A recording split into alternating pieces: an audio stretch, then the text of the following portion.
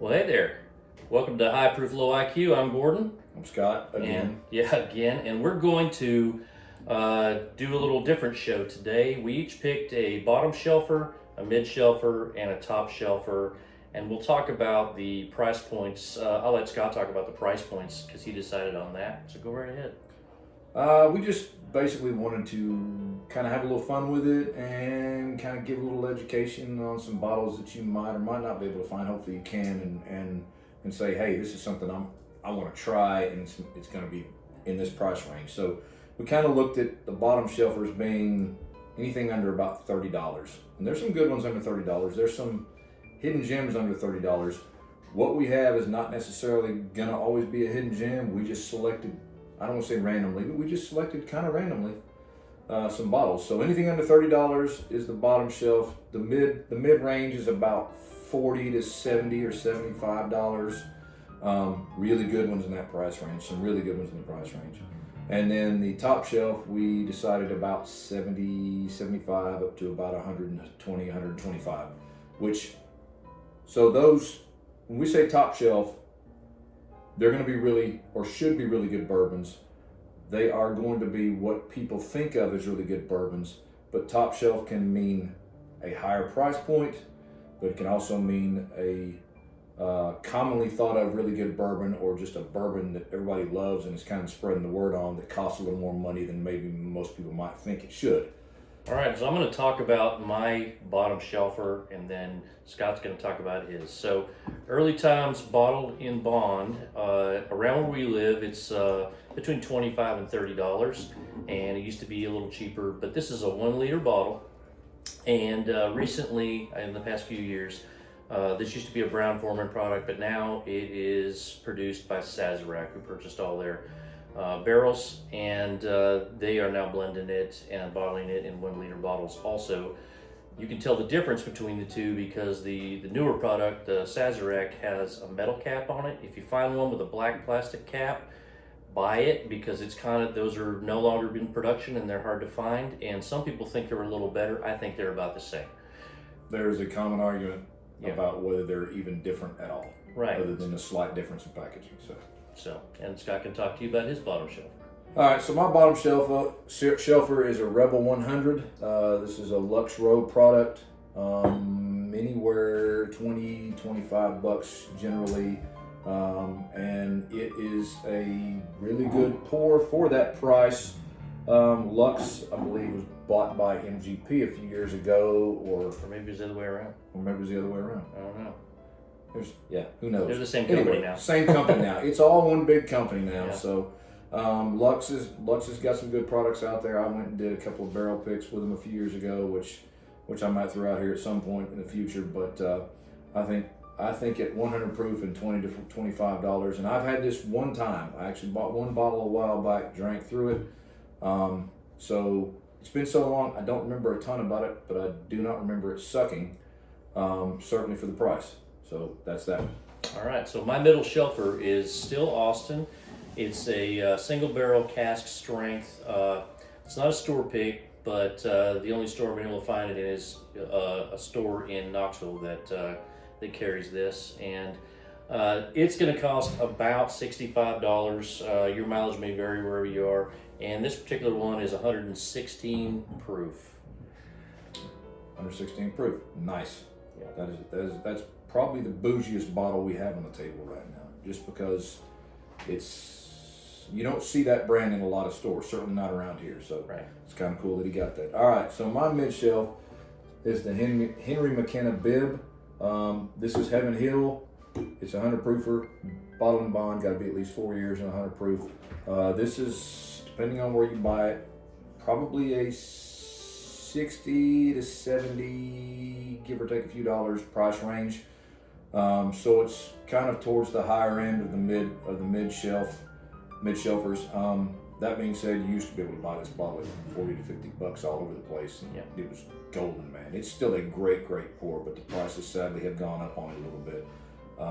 But I love this. It's one of my favorite go-to 100 proofers from Heaven Hill. I would drink this all day long. And one thing Scott didn't mention, but even though bottle and bond has to be at least 4 years old, these Henry McKenna's are always 10 years old. Yes, they are. Should have said that. All right. So my top shelfer is on the bottom end of the top shelf price range, but most people will consider Elijah Craig Barrel Proof to be a top shelfer.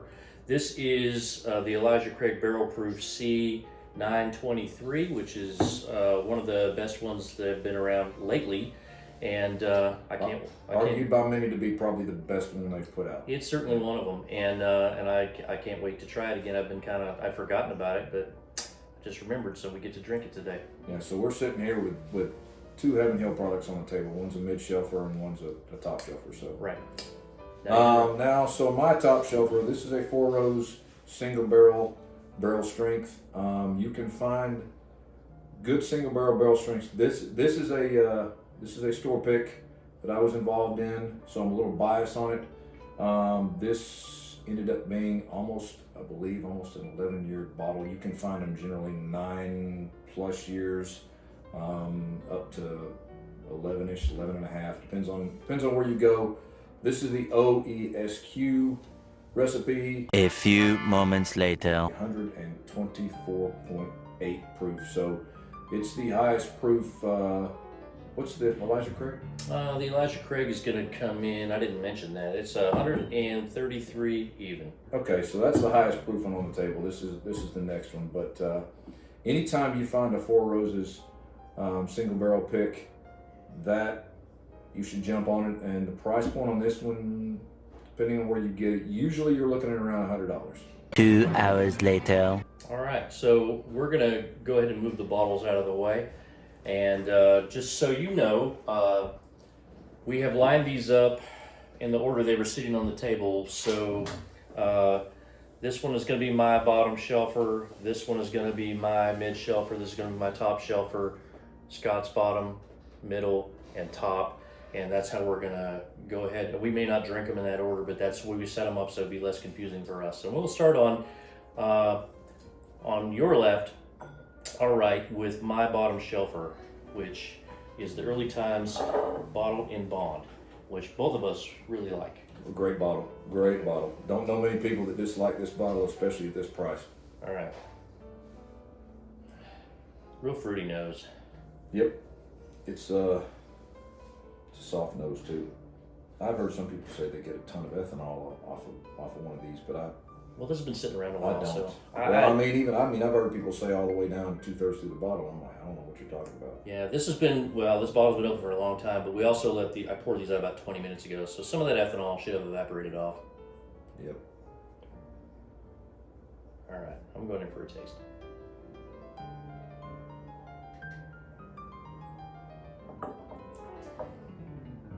Okay, solid. Oh yeah. I think I paid $26 for this bottle. That's about what they go for in our neck of the woods. Your mileage may vary, but this is a super good bottle for mid-20s. It's a banger. Yeah, up to about $30. So I don't think we need to really get into the flavor notes much. It's classic bourbon. It's a little fruity, but that's about as far as we need to go on that one.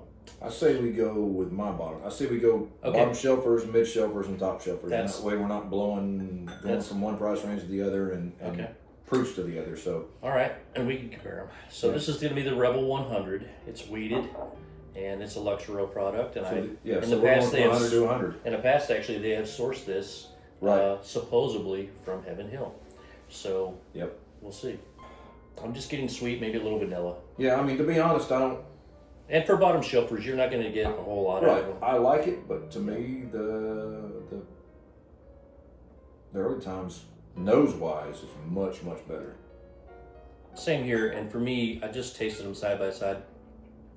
Not that the Early Times is a whole lot better than the Rebel 100, but it is a little better to me. Significantly different on the palate. Yeah.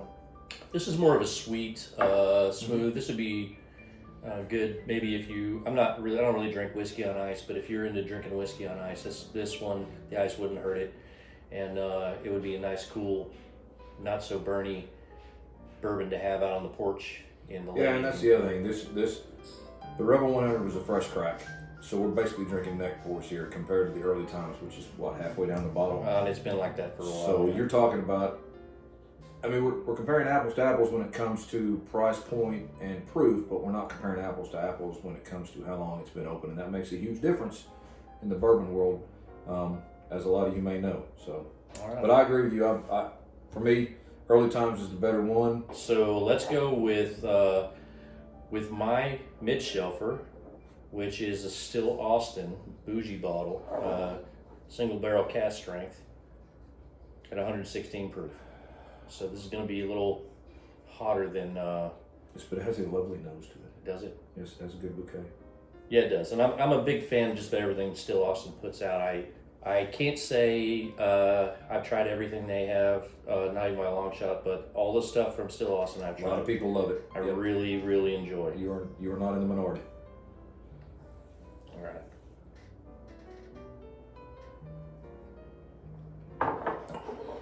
All right.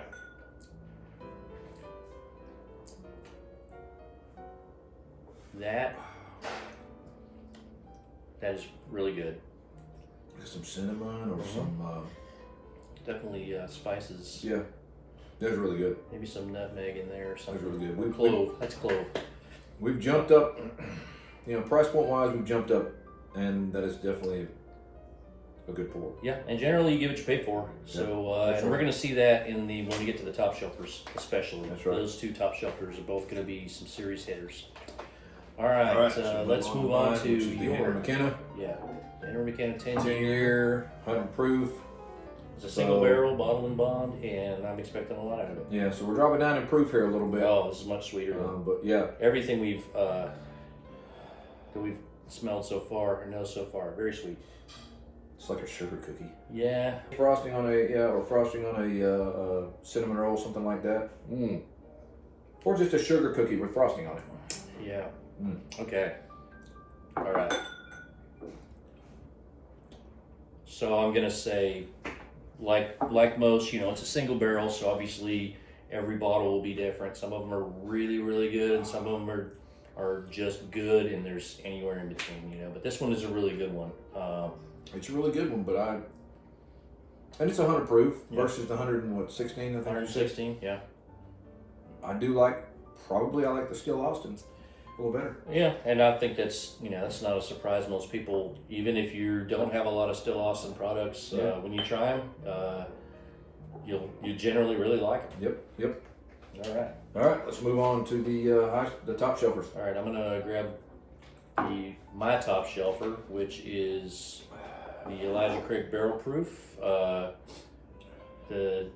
C923, which it has a super great reputation. And I can tell you that I think it's really good. It is really good. All right. Really interesting nose on this one. Dark fruit. It's just a damn good nose. Yeah. All right, I'm gonna taste Now it. there is a little ethanol on it to me, but it's 130 proof or so. It's approaching hazmat status. Oh my gosh. Yes! I like it.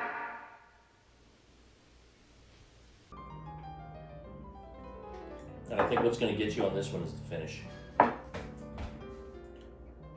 The finish is so long. Oh my gosh. Coats the mouth really well. Love that. That's really good. All right. Many, many minutes later. All right, so the next one is going to be the Four Roses. This is a pick that Scott had a part in, and we're going to go ahead and taste that. What did you say the proof point was on this? 4.8, I believe. 124.8. And when we picked it, it was about 3 proof points less than when they bottled it. So it actually went up a little bit in proof. The nose is very fruity, floral. I do get some ethanol on it.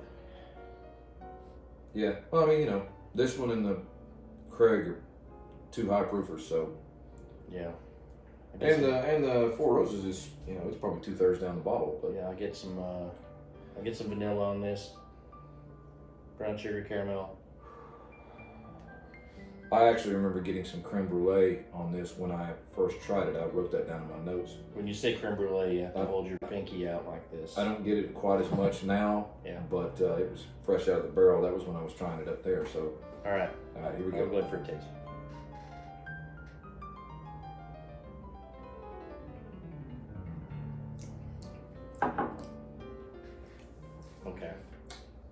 So the Yeah. finish also on this one is fantastic. So, and we didn't set out to pick these and say yes, this or that, but I think we've sort of compared on the last two, and I think his bottles won the bottom and the mid shelfers. For me, as much as I love the Elijah Craig, and I'm trying not to be biased because I was involved in this pick, but I have said all along this Four Roses is one of my favorite bottles of all time. I like it a lot. I'm just an idiot. It's really close for me, but I do like the Elijah Craig Barrel Proof, that C923, a little better than Four Roses. It's really close though. So I hope this was helpful for y'all, and we certainly enjoyed it. And We were long-winded, went a little long, but that's okay. that's okay. So if you're so inclined, please like and subscribe and comment, and please hit the notification bell down here in the corner. And until next time, cheers. I'm just an idiot.